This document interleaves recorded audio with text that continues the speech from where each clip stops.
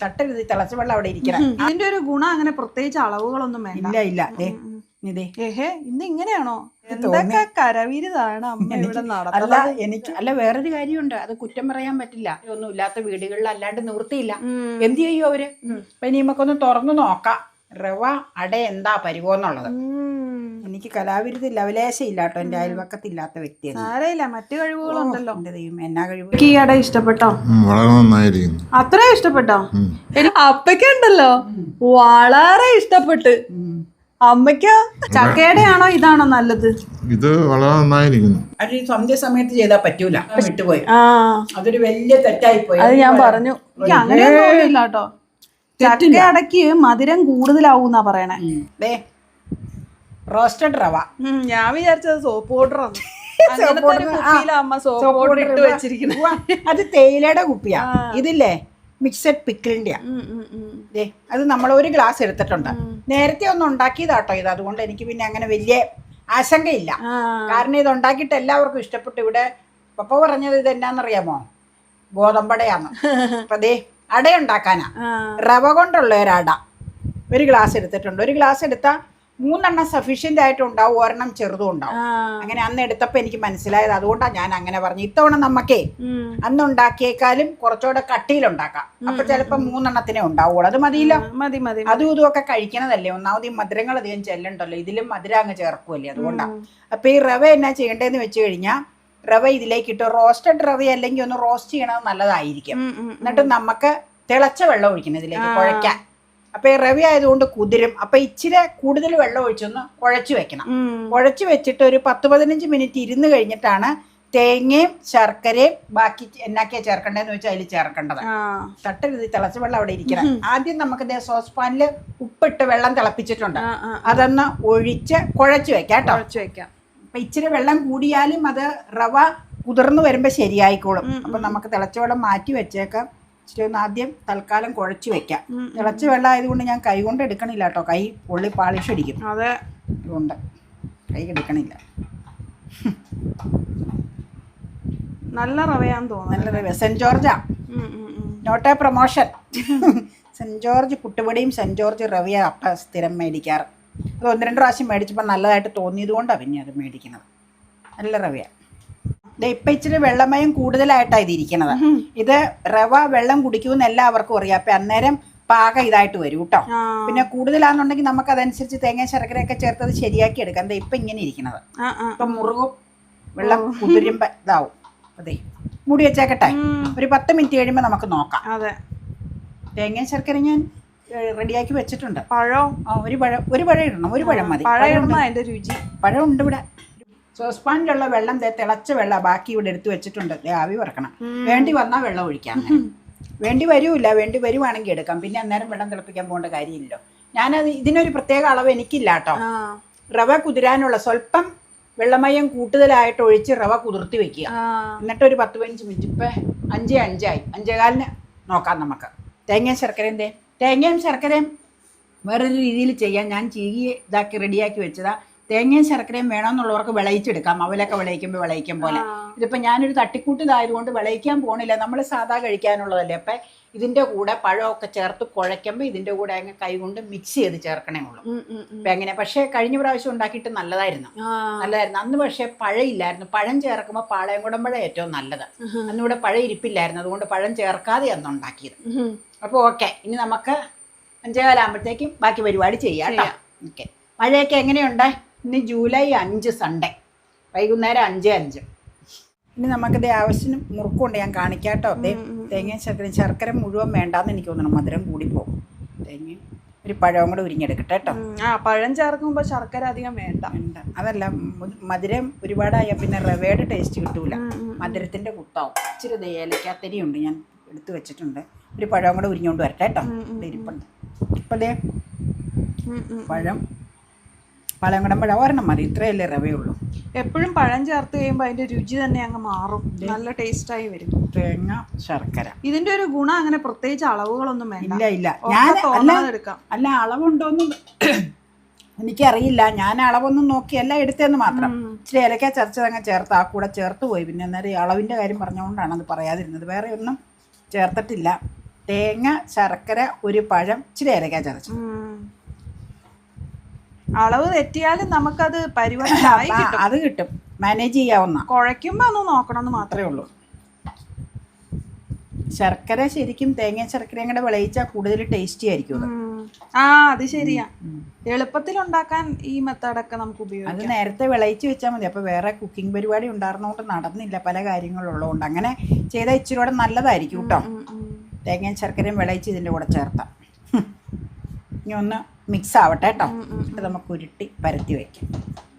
എന്നിട്ട് ഞാനതൊക്കെ തവയല്ല, ഇത് ചുട്ടെടുക്കേണ്ടവർക്ക് ചുട്ടെടുക്കാം. നമ്മളേതായാലും പുഴുങ്ങിയാട്ടോ എടുക്കണേ, സ്റ്റീം ചെയ്ത് എടുക്കണം. അത് പാത്രമൊക്കെ റെഡിയാക്കി വെച്ചിട്ടുണ്ട്. അപ്പയ്ക്ക് ചുടുന്നതാണ് താല്പര്യം.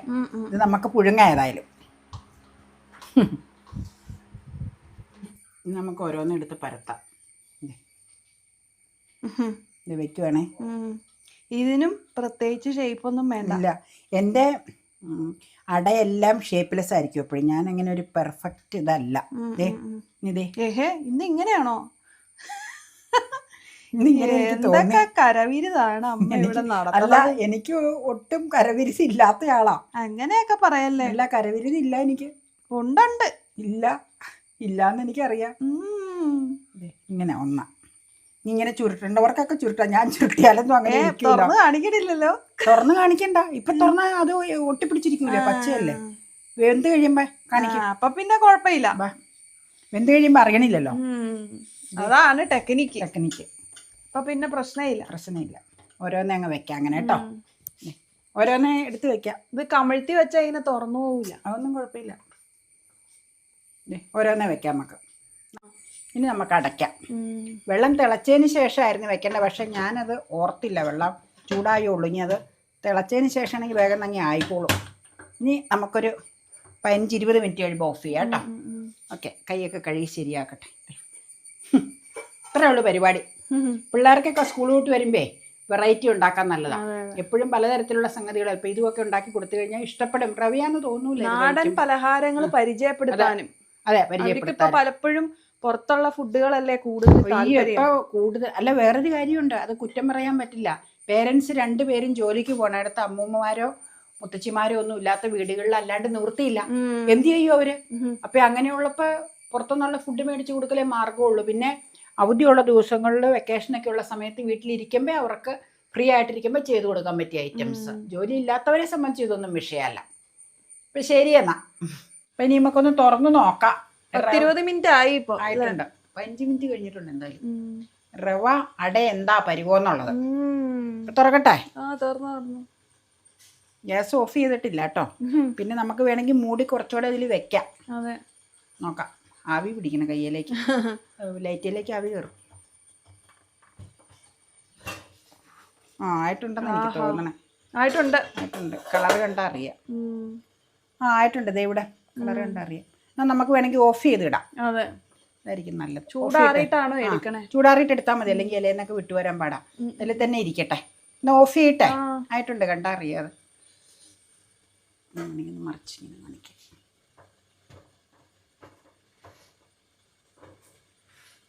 മതി. അതെ, ഇലയെന്ന് വിട്ടു പോകാനുണ്ട്. നോക്കട്ടെ, തുറന്നു. ഓരോന്ന് എടുക്കും ഞാൻ. എടുത്തു കഴിഞ്ഞിട്ട് കാണിക്കാതെ വശയില്ലാതെ.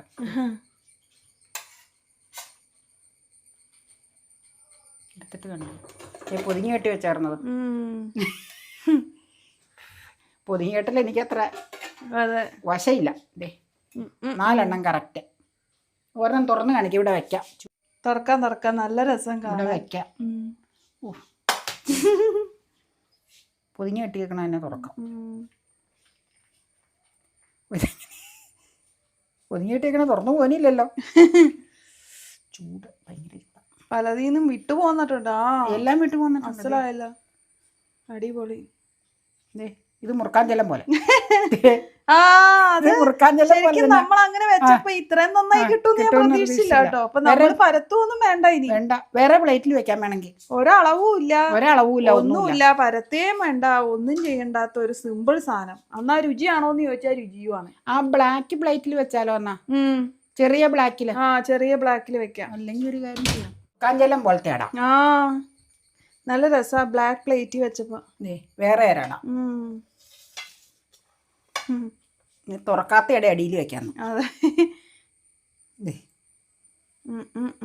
എല്ലാം നല്ല പെർഫെക്റ്റ് ആയിട്ട് ഷേപ്പിൽ വന്നിട്ടുണ്ട്. എനിക്ക് തോന്നുന്നു പരത്താത്തതാ നല്ലേന്ന് തോന്നുന്നു അല്ലേ? പരത്തി കഴിഞ്ഞ് ഇത്രയും നന്നായി കിട്ടാറില്ല. ഞാനൊരു കാര്യം ചെയ്യാം, ഇത് തന്നെ ഒരു ഭംഗിയാക്കി ചെയ്യാം. ഭംഗിയുമ്പത്തിയാ എനിക്ക് കലാവിരുദ്ധ ലവലേശം ഇല്ല കേട്ടോ. എൻ്റെ അയൽവക്കത്തില്ലാത്ത വ്യക്തിയാണ്. ആരെയില്ല, മറ്റു കഴിവുകളുണ്ടല്ലോ. എൻ്റെ ദൈവം എന്നാ കഴിവ്. ദേ നീ ഇങ്ങനെ വെച്ച് പടം എടുത്തു. എങ്ങനെയാണെന്ന് വെച്ചാൽ ഞാൻ ഇതൊന്ന് ശരിയാക്കി തരാം. പടം എടുക്കാം. ഇനി പടം എടുത്തു. ഇനി അപ്പയുടെ അഭിപ്രായം ചോദിക്കാം. പക്ഷെ ചൂടോടുകൂടി കഴിക്കാം ഇത്. അല്ല കഴിക്കുന്നതിന് കുഴപ്പമില്ല, ചൂട് വേണമെന്നുള്ളവർക്ക്. ഞാൻ കഴിച്ചോളാം. എന്നാന്ന് വെച്ചാൽ പറയണ കേട്ടെ, ഇലയെന്ന് വിട്ടു പോകാനുണ്ട്. അതുകൊണ്ട് എങ്ങനെ വേണമെങ്കിലും കഴിക്കാമെന്നാണ് ഞാൻ ഉദ്ദേശിച്ചത്. റാഗിയുടെ ഒക്കെ ആണെങ്കിൽ ചൂടോടുകൂടി ഇലയെന്ന് വിട്ടു പോരൂല. ചില ഇടകൾ വിട്ടു പോരൂല. ഇത് വിട്ടു പോനതാ. അതുകൊണ്ട് കഴിക്കുന്നതിന് കുഴപ്പമില്ല. റാഗിയുടെ ടേസ്റ്റ് എനിക്ക് വളരെ ഇഷ്ടമാണ്. അത് ഒരു ദിവസം ഉണ്ടാക്കാം. അതിങ്ങനെ കറുത്തിരിക്കൂലേ, അതാണ് എനിക്ക് അതിന്റെ ഏറ്റവും. അത് എന്നാന്ന് വെച്ച് കഴിഞ്ഞാൽ റാഗിപ്പൊടി ഇരിപ്പുണ്ടല്ലോ, റാഗിയുടെ ഉണ്ടാക്കാം. വളരെ സിമ്പിളായിട്ടുള്ള ഒരു അടയാണ്. ഒരുപാട് എക്സ്പെക്റ്റേഷൻ ഒന്നും വെക്കണ്ട, പക്ഷേ ഇറ്റ് ഈസ് ടേസ്റ്റി. റവ ചേർക്കുമ്പോൾ ഉണ്ടാകുന്ന ആ ഒരു ടേസ്റ്റില്ലേ, ആ ടേസ്റ്റ് തന്നെയാണ് അടയിലും നമുക്ക് ഫീൽ ചെയ്യുന്നത്. പഴം എനിക്ക് തോന്നുന്നു 1-2 കൂടി ഇട്ട് കഴിഞ്ഞാൽ ഇച്ചിരി കൂടി നല്ലതായിരിക്കും തോന്നുന്നു. കാരണം ഇതിന് മധുരം ഇച്ചിരി കുറവാണ് എനിക്ക് ഫീൽ ചെയ്യുന്നത്. ശർക്കര ഇച്ചിരി കുറച്ചാണ് ഇട്ടിരിക്കുന്നത്. അത് നമ്മൾ മനഃപൂർവ്വം ഇട്ടതാണ് കേട്ടോ. ശർക്കര കുറച്ച് മതി എന്ന് പറഞ്ഞിട്ടാണ്. വേണമെങ്കിൽ ഇത്തിരി കൂടി ശർക്കര ആഡ് ചെയ്യുക, അല്ലെങ്കിൽ മധുരമുള്ള പഴം 1-2 കൂടി ഇടാമെന്ന് എനിക്ക് തോന്നി. അതുപോലെ നെയ്യ് ചേർക്കാൻ ഇരുന്നതാണ്, അത് നമ്മൾ വിട്ടുപോയതാണ് കേട്ടോ. നെയ്യും കൂടെ ചേർത്ത് കഴിഞ്ഞാൽ ടേസ്റ്റ് ഒന്നും കൂടി നല്ലതായേനെ. ഇപ്പോഴും കുഴപ്പമൊന്നുമില്ല. It is an average tasty അട. പിന്നെ പ്രത്യേകിച്ച് യാതൊരു അളവുകളോ അങ്ങനെയുള്ള പരത്താൻ പോലും നമുക്ക് പ്രത്യേകിച്ച് കണക്കൊന്നും വേണ്ടാതെ ഏറ്റവും സിമ്പിളസ്റ്റ് ഓഫ് ദ സിമ്പിളസ്റ്റ് ആയിട്ട് ഉണ്ടാക്കിയ ഒരു അടയല്ലേ. അപ്പോൾ അതിൽ നിന്ന് ഇത്രയൊക്കെയാണ് നമ്മൾ പ്രതീക്ഷിക്കുന്നുള്ളൂ. ഇറ്റ്സ് വൺ ടൈം ഒക്കെ ഒന്ന് ഉണ്ടാക്കി അതിൻ്റെ രുചി അറിയാവുന്നതാണ്, ആസ്വദിക്കാവുന്നതാണ്. റവ ഇഷ്ടമുള്ളവർക്ക് എന്തായാലും ഈ ഒരു അടയും ഇഷ്ടപ്പെടും. ഈ അട ഇഷ്ടപ്പെട്ടോ? വളരെ നന്നായിരിക്കുന്നു. അത്രയും ഇഷ്ടപ്പെട്ടോ? എനിക്കൊരു ആവറേജ് ടേസ്റ്റി അടയായിട്ടാ തോന്നി. ഇത് നല്ല അടയാണ്. ആണോ? അത് റവ പലഹാരങ്ങൾ കൂടുതൽ ഇഷ്ടമുള്ളവർക്ക് ചിലപ്പോൾ ഇത് കൂടുതൽ ഇഷ്ടപ്പെടും. പഴം ചേർത്തോണ്ട് പുളിയുണ്ട്. 2 പഴവും കൂടെ വേണമെങ്കിൽ ആഡ് ചെയ്താൽ ഇച്ചിരി കൂടി മധുരം കിട്ടും. നെയ്യ് ഇടാൻ മറന്നുപോയി, പക്ഷെ നെയ്യും കൂടെ ചേർക്കണമായിരുന്നു. അത് മറന്നുപോയതാ. കഴിഞ്ഞോണം ഉണ്ടാക്കിയപ്പോ നെയ്യ് ചേർത്തായിരുന്നു. എന്തായാലും നല്ലതാണ്. ചക്കയുടെ ആണോ ഇതാണോ നല്ലത്? ഇത് വളരെ നന്നായിരിക്കുന്നു. ഞാനാ പറഞ്ഞ പാളയംകുടം പഴം ഇടാന്ന്. പഴം ചേർന്നോണ്ടാണ് അതിന്റെ. ചക്ക ചേർന്ന കുറച്ചുകൂടെ കടും മധുരമായിപ്പോ. ഇത് കാപാകത്തിന് മധുരമാണ്. ഫ്ലേവർ നല്ലതാണ്. പാളയംകുടം പഴവും ഇതും കൂടെ ചേർന്നത് അപ്പയ്ക്കുണ്ടല്ലോ വളരെ ഇഷ്ടപ്പെട്ട്. അമ്മയ്ക്ക് തിന്നാനുള്ളതല്ല, എനിക്ക് ഒരു ആവറേജ് ടേസ്റ്റി ആണെന്നൊക്കെ പറഞ്ഞ് ഞാൻ ടേസ്റ്റ് ഒക്കെ ചെയ്ത് വീഡിയോ ഒക്കെ ഇട്ട്, എന്നിട്ട് ഇപ്പൊ അപ്പ പറയാ ഇത് കേമനാന്ന്. നല്ലതാ, കുഴപ്പമില്ല. ഏലക്കായുടെ സ്വാദൊക്കെ വന്നിട്ടുണ്ട്. നെയ്യ് ചേർക്കാൻ വിട്ടുപോയി, അതൊരു വലിയ തെറ്റായിപ്പോയി. അത് ഞാൻ പറഞ്ഞു. വൈകുന്നേരം ആകുമ്പോഴത്തേക്കും പല സംഗതികൾ ചെയ്ത് പിന്നെ പലതും വിട്ടുപോകും. തന്നെയല്ല ഈ അട അങ്ങനെ നേരത്തെ ഒരു പ്രാവശ്യം ഒന്നും ഉണ്ടാക്കിയായിരുന്നു, പിന്നെ സെക്കൻഡ് ടൈം ഉണ്ടാക്കണം. അത് അത്ര ഓർത്തില്ല. കുഴപ്പമില്ല. അപ്പ പറഞ്ഞ കേമനാന്ന് പറഞ്ഞ, ചക്കയടേനേക്കാളും കേമനാന്ന്. എനിക്ക് അങ്ങനെ തോന്നില്ല കേട്ടോ. ചക്ക അടയ്ക്ക് മധുരം കൂടുതലാവൂന്നാ പറയണേ. പക്ഷെ എനിക്ക് ഇതിനേക്കാളും ഒക്കെ ഇഷ്ടം ശർക്കര വെച്ചുള്ള നോർമൽ അടയാ. ഇത് ഇനി തേങ്ങയും ശർക്കരയും വിളയിച്ചിട്ട് കൂട്ടിക്കുഴച്ച് റവ ഇട്ട് കൂട്ടിക്കുഴച്ച് നെയ്യൊക്കെ ചേർത്തൊന്ന് ചെയ്തു ചുട്ട് നോക്കാം. നല്ലതായിരിക്കും. കല്ലിൽ ചുടാം. അത് സമയമെടുക്കും. അത് സന്ധ്യ സമയത്ത് ചെയ്താൽ പറ്റൂല. പക്ഷെ എനിക്ക് ഇതിനേക്കാളൊക്കെ ഇഷ്ടം റാഗിയടയാ. അടുത്ത വെള്ളി റാഗിയട ഉണ്ടാക്കി വെച്ചേക്കും. കാരണം വീഡിയോ ചെയ്തിട്ടുണ്ടായി, കഴിക്കാനുണ്ടാക്കാം. റാഗിപ്പൊടി ഇവിടെ ഇരിപ്പുണ്ടല്ലോ. അപ്പൊ ശരി, ഓക്കെ.